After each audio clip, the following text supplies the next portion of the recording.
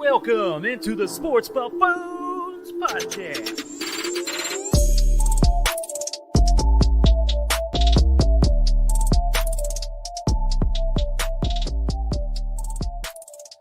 Happy Saturday, ladies and gentlemen. Welcome on into In the Hoop. My name is Tanner Dawson of Let's Talk Sports and the Sports Buffoons. Joining with me today, as always, Mr. JG of the Sports Buffoons. JG, what's up, dude? Oh, not much, man. Just living the dream right over here.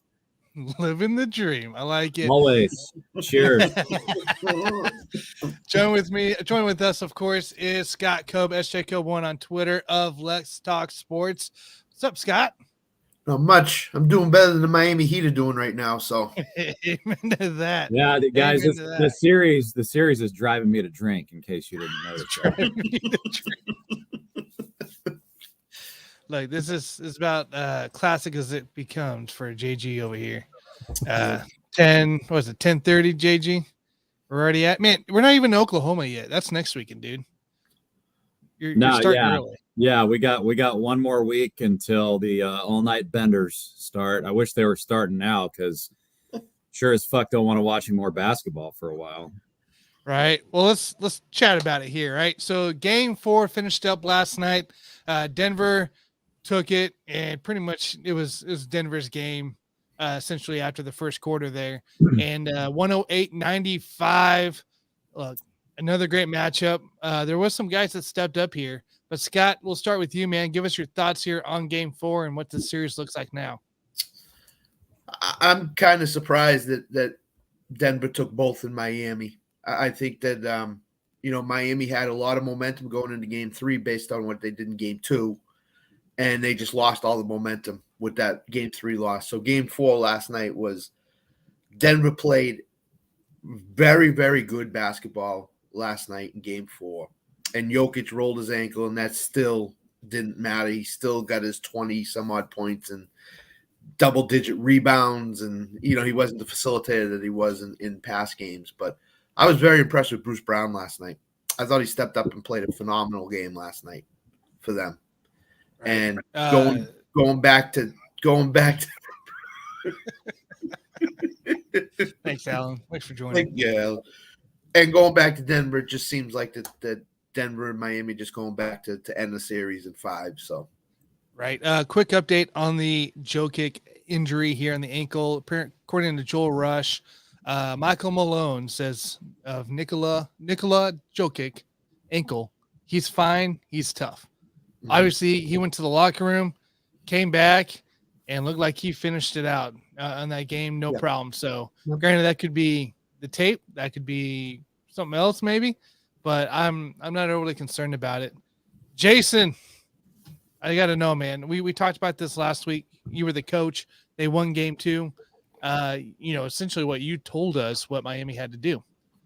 What happened, and what does Miami got to do? Can they get back on track?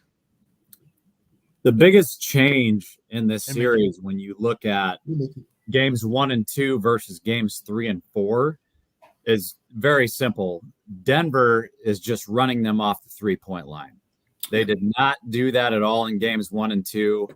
Miami was getting all the open looks, and now all of a sudden, it doesn't matter if Jimmy Butler is driving in and trying to kick it out, or whether Miami is just trying to scheme open those shooters. It's almost like it just doesn't matter what they do. Denver is going to run them off that 3-point line, and Jimmy Butler just drives in. He'll try to kick it out. Well, Denver's staying home with the shooters because they don't really view Jimmy Butler as a threat. They're more than willing to give him, 2 points, and then they'll just come down and start shooting threes. So that's the biggest change here. And next shift. If Denver is going to play defense like that every game, I mean, this thing's going to be a wrap, guys. I mean, because, Miami, honestly, like they weren't hitting their shots in game 1, and then they hit them in game 2, and now they just can't get open looks at all. And so this series is basically over. Now, I will give Miami a fighting chance because they do play better when their backs are to the wall. Doesn't matter if they're at home or on the road. You get them down for the count. They do play better in that situation. So I will give them a chance to win and put this thing at 3-2. But I feel like the whole series is a lost cause at this point. They are playing for pride right now. And so at this point, the series is over, but I do give them a fighting chance to get one on the road. In game 5, I listened to post game with Eric Spoelstra in his presser, and he feels confident. I mean, he's got to be confident that they're going to turn this thing around, that they're going to stop turning the ball over. But as much as he wants to sit there and say, "Oh, we got to cut back on turnovers," dude, they were a little bit sloppy at times, but I give Denver's defense more credit that I'm going to sit there and say Miami just turned the ball over. That Denver's just got active hands. And when your hands are that active, I mean, yeah, if you're Miami, you can try to take care of the ball, but you got active hands on that Denver defense. I mean, it just doesn't matter. They're going to strip the ball. I mean, the key for me, I think, and we've been talking about it all along, is that you've got to turn Jokic into a scorer, but it's not as much about turning him into a scorer as it is you can't let Aaron Gordon have 27 points. Like, that's bullshit. Right. Okay. That's just complete bullshit. You might as well not even show up to the night. You might as well just forfeit the next fucking game if you're going to let him have all those wide open dunks and layups. And we talked about this in game 1, game 2. You can't just let him. I mean, that's the guy you got to stop. I do not care about fucking Jokic. Okay. Just let him fucking shoot threes. If he hits those threes, then, hey man, that more power to you. But Aaron Gordon is the guy you got to stop. Jamal Murray, run him off that fucking 3-point line the same way that Denver is running Miami off the 3-point line. I don't know if they've done a good job. I don't know if it's that they've done a good job against Michael Porter Jr. or if it's just that Michael Porter Jr. is playing like shit. I don't know what the difference is there.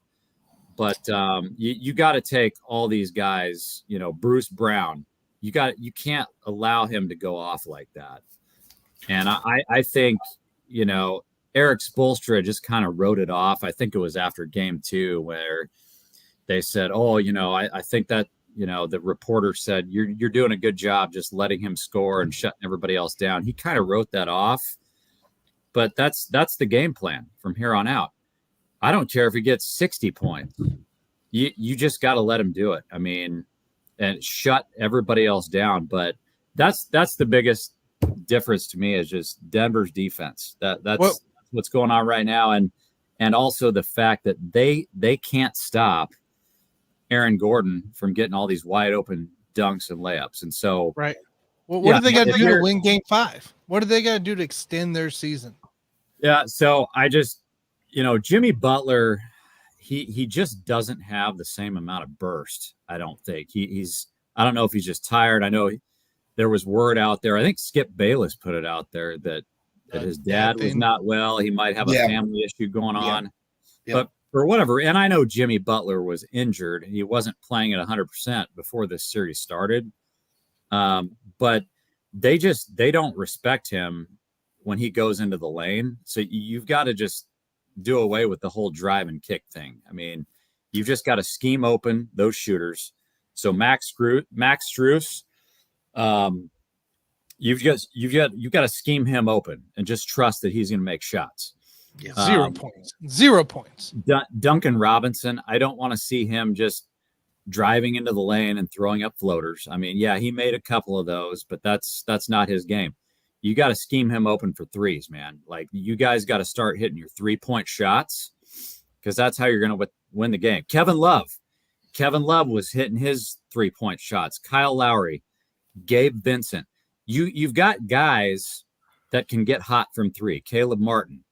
You've got to scheme them open, but I don't want to see any more of this drive and kick game because that's not going to work. I mean, you're not going to put the fear into Denver by driving it in and maybe getting to the 3-point line, because Jimmy Butler was missing a lot of his free throws anyway. So yeah, I mean, defensively, I think Miami's going to come out with a whole lot more energy. They've got their backs to the wall, and every game is different, and so I think I could see a world in which Miami starts winning their battles in the 50-50 balls, trying to go for those loose balls. I mean, that's something that was, I think in game 3, Miami was losing all of those 50-50 battles. And I think that's something that can change. And, a lot of times you got to get lucky, whether that means the officials help you out a little bit, or you just do a little bit better getting those 50-50 balls. But yeah, I mean, I give Miami a solid chance to extend this thing. One more thing I'll throw out there, guys.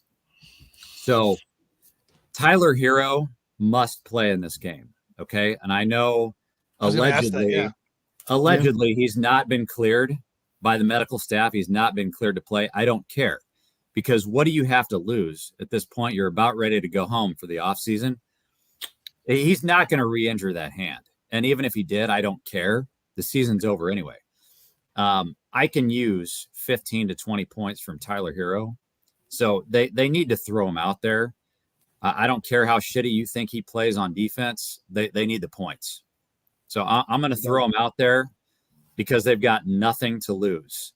And that's so, yeah. And we'll talk a little bit later about what Miami needs to do in the offseason. But for right now, just get all of your shooters on the floor and just hope for the best. Well, my thing with go ahead, Tanner. Sorry, real quick on the comments here. CK Landis, what's up, CK? His legs look like they carried the team here. Talking about Jimmy. Bam was doing his part until the last 6 minutes. Allen says also Miami has gone through a lot of games, both play-ins, 6 against Milwaukee, 6 New York, 7 against Boston. They are gassed. And CK Landis here says the dagger was sitting your stud in the fourth for 5 minutes and not losing the lead. I think going back to Allen's comment too, do you think blowing that Boston possible sweep, or not a sweep, the 5 games, cost Miami this chance to compete in this championship here? I want to say the first 2 games, possibly because you're playing in altitude. But after that, I think that Miami should have went home and at least won 1. And they didn't.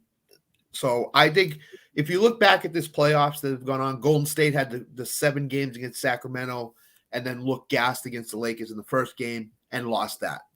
Gotcha. Teams have gone 7 games in the previous series that have looked bad in the first game and then have gotten their feet under them and the legs under them and have played well.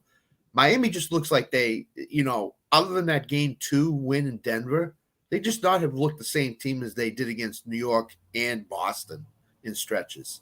And that might go to the Gabe Vincent not playing well and the Caleb Martin who stepped up against the Celtics. They're not stepping up against Denver here. So I give Denver a lot of credit on defense, what they're doing to the Denver ancillary pieces here. So I think that Jimmy and Bam specifically, I agree. Those 2 guys are gassed. The rest of the team, they have no reason to be gassed. I mean, when they had that stoppage last night where they had to fix the rim and one of the fans got carted off of the court, there was a significant stoppage there, and I thought that would be helpful to Miami. But the bottom line is like, yeah, Jimmy and Bam are gassed, but nobody else should be gassed. They're just not hitting their shots. Right. And I think that could certainly change in the next game. But yeah, those 2 guys are certainly gassed, but I'm not buying it for the rest of the team. They have no reason to be gassed.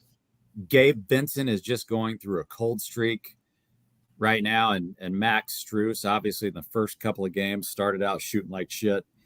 So they just got to do better. They got to start hitting their shots.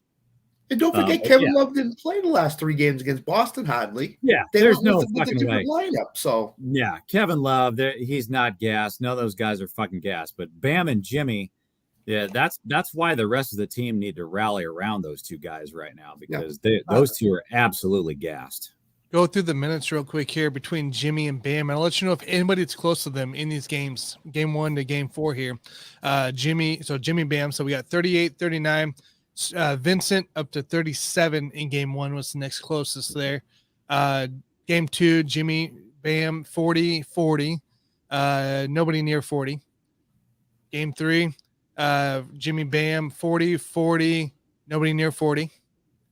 And game 4 here, Jimmy Bam 45, 43. And next person down 32 minutes, and that was off the bench between Martin and Lowry. Like that's stupid. That's stupid. Yeah, to think about how much you're pushing these guys. Completely. And the thing is, as JG just said, those guys, they should not be gassed. They're not playing more than 32 minutes in games. So why are you doing things differently now than you did earlier in the playoffs? Do you have a sense of urgency? Do you think that you're not going to win? I don't know what Spoelstra's thinking, but you're pushing Butler, you're pushing Bam so much that the last 6 minutes they have almost nothing left in the tank to give you, and that's a problem. Yeah, and that's another reason why you got to throw Tyler Hero in there. But I hope they make it interesting. I'm a basketball fan to the core. I just want to see this thing be competitive. And although I was wrong in saying that Miami would win this series, I still want to see them make it competitive. You've already proven, if you're the Miami Heat, you've already proven that you can get a game in Denver. You've already proven that you can win a game 7 on the road in Boston. And so it shouldn't be that big of a deal. Just, you're playing for pride, but my gosh, let's get a game on the road here and make this thing a little bit more interesting. So I did want to get you guys' thoughts on next season for Miami, because I think that they should make a push to make a trade for Damian Lillard. They've got 6 draft picks, and I think that they could come up with a package that they can make a trade for Dame Lillard, whether that means moving Kyle Lowry, who's got a $29 million contract, Duncan Robinson, who's got an $18 million contract. I think that Portland would be willing to do a deal if Miami is willing to part with, between 4 and 6 of those draft picks, because I just feel like this is the time where Miami, especially if they lose right now, or even if they win, I mean, it's time to go full LA Rams and say, fuck them picks or F them picks, and just bring in Damian Lillard, because you just made it to the fucking finals. If you add a Damian Lillard, like you're right there, dude. And I think it's time for them to go all in, say, fuck them picks, trade away. Even if you have to give up Tyler Hero, who's making $30 million a year. What about Bam? Because I think that's the player that they would want, because he talked about moving on from him earlier this year when the season started. I don't think they need to do that. I think that Tyler Hero is probably the guy that they would want. But yeah, Tyler Hero is making $30 million a year, and Lillard is making 44. So I think if they were to throw in Duncan Robinson, it's all about the draft picks for Portland. Mm-hmm. But yeah, I mean, Miami definitely needs to get on the phone after this season and try to bring him in, because guys, Damian Lillard is 33 years old. We all know how fast your career goes and how fast it can go downhill when you hit your mid 30s as a 6'2" guard. Dame Lillard's about to be 33 years old, and he's a guy that needs to win now. Miami's got a roster that needs to win now. I think it's like a match made in heaven. And if you're Portland, you should be trying to move off of him right now, just because he's only got a couple. I mean, he's only going to be in his prime for maybe 1 to 2 more years, and then he's done. I will say, he's no, 30. I think he's got a few 33 years old, man. Really good years left. I think if you're a wing player or a big, you can be in your prime until age 35, 36. You can't do that as a 6'2" point guard. A guy who I doesn't think play he's got a extra hint. games. I don't know about you guys, but I think he's got at least 4, maybe I 5 give him good 4 years or left. 5. Either Yeah. way, you make the trade. You give Oh, them yeah. what they want. Yeah, you're this close. You've been Yeah. this close time and time again. You need to do what you need to do to get over this hump. Remember in the bubble, they lost to the Lakers in the finals. They've been in the Eastern Conference Finals. They didn't get past Boston last year because Butler was injured. You're really close right now. So you need to do what you have to do to get over that hump. You should not be happy just getting there. You need to want to win it. So I think Lillard, if you need to trade 3 or 4 of those draft picks and a player X to get him, I think you do it. I really do. But I think Lillard's got a few more years left in the tank of really good basketball. I think he's 4 years away from seeing that decline start. Yeah, and I just think that more than anything else, they owe it to Jimmy Butler because he's put his blood, sweat, and tears on the floor for this team, and he deserves it, man. So whatever you got to throw out there, I'm definitely getting on the phone and trying to make that deal. I'm doing everything I can to make that deal. That's for sure. Speaking of which, while the Nuggets were winning that game 4 here, they actually did make a trade with Oklahoma City during the game. Nuggets received a 2nd-round pick for this year's draft and a 1st and 2nd-round pick of next year's draft. In return, the Thunder receive a protected 1st-round pick in 2029. That doesn't make sense. What is there something we're missing?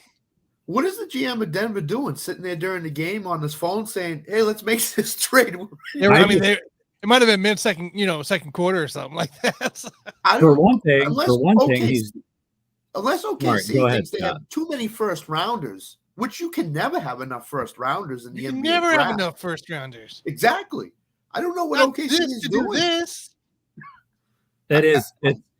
It's bizarre, and the only thing I can think of is that he's just getting cocky as shit, saying like, "Well, this fucking series is over.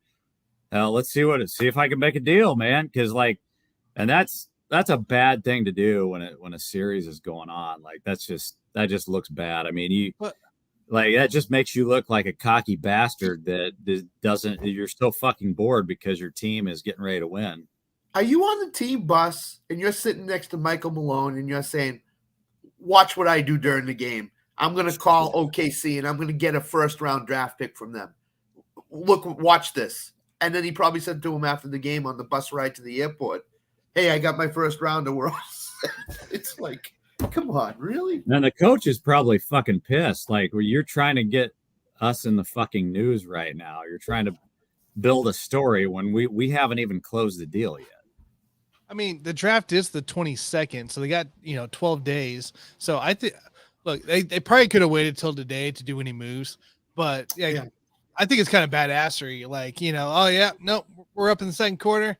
I'm gonna go ahead and finish out this trade here that Oklahoma was talking about.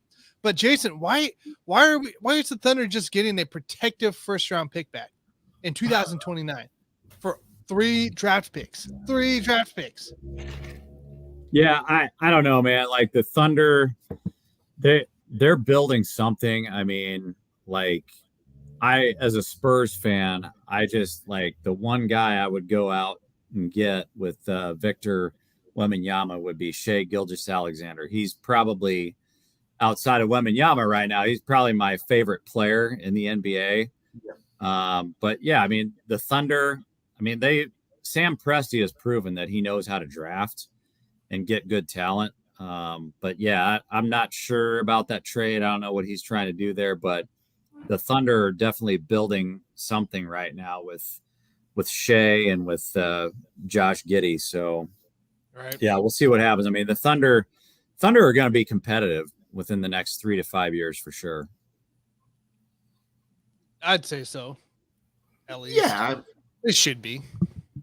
With all these influx of 1st-round young talent coming in, they've got to be one of the up and coming rising teams in the West, if not the NBA for sure. So they could stockpile a ton of talent in this next 2 years.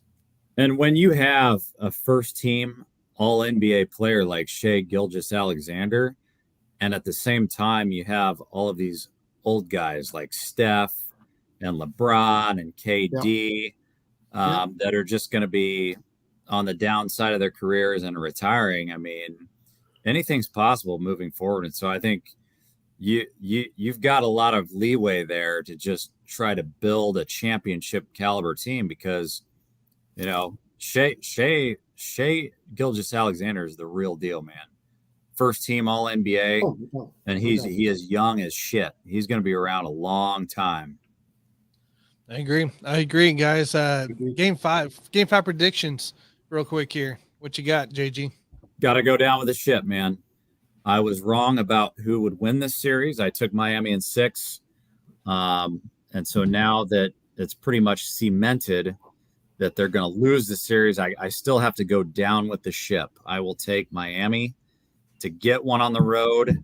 And then Denver probably going to close this thing out in 6 games.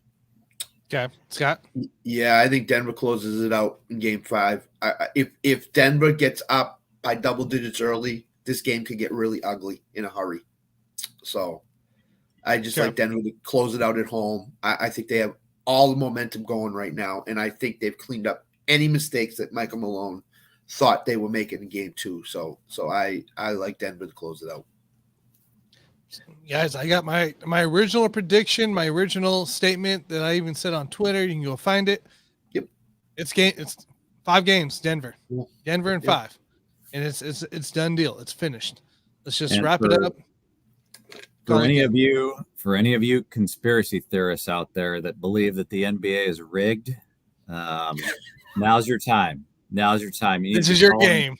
You got to be calling on these referees to help Miami win this fucking game because that's the only shot they've got. I got 2 words for you. Scott Foster. If he shows up, it's going 6. It's coming. Fuck it, man. Just bring Tim Donaghy out of retirement and throw his ass. That too. I love it. Anything else, guys, here for today's NBA segment? No, that's it. No? I mean, draft's Come coming. Man. It's a wrap. Let's do a draft show next weekend. Hey, I'm up for it. You know me. Hey, I'm up for it too. I've been starting to study these prospects. So I know, right? I just started asking around too. By the way, next weekend, JG and I'll be in Oklahoma here. So we'll be doing our show remotely with Scott here. So we'll keep an eye out, hit the bell, subscribe, follow, and we'll let you know when we're on. So it's gonna be a blast here next weekend because I mean, yellow tooth bums might come back. You know, you never know. listen, you guys JG aren't going to knows. see Alan next week, are you? I actually reached out to him because we're gonna stop at Roughtail. He said I'll have to check his schedule, but I gave him a good lead time. He goes, I might actually be able to swing over because it's like 30 minutes from his house. So should be an interesting show. I'm pretty sure that Tanner and I are going to be completely obliterated during the show. So that gives all of you listeners something to look forward to. What to see about that, guys. Make sure you guys hit the like, subscribe, follow. We'll be back tomorrow morning, Scott and I, for the Let's Talk Sports Show, 8 a.m. Central, 9 a.m. Eastern. It's gonna be a blast. We'll have Vic on to talk about the UFC recap, and then we'll have like an hour to ourselves, which is scary. So we'll have to see what exactly happens there. So everybody, have a great Saturday. Enjoy your finals game Monday. Oh, by the way, Stanley Cup Finals. I think it's tonight, right? Yes, tonight. Yep. Tonight. Let's see if Vegas can get back on track here. I got some bets down again. So everybody have a fabulous time. We'll talk to you next weekend.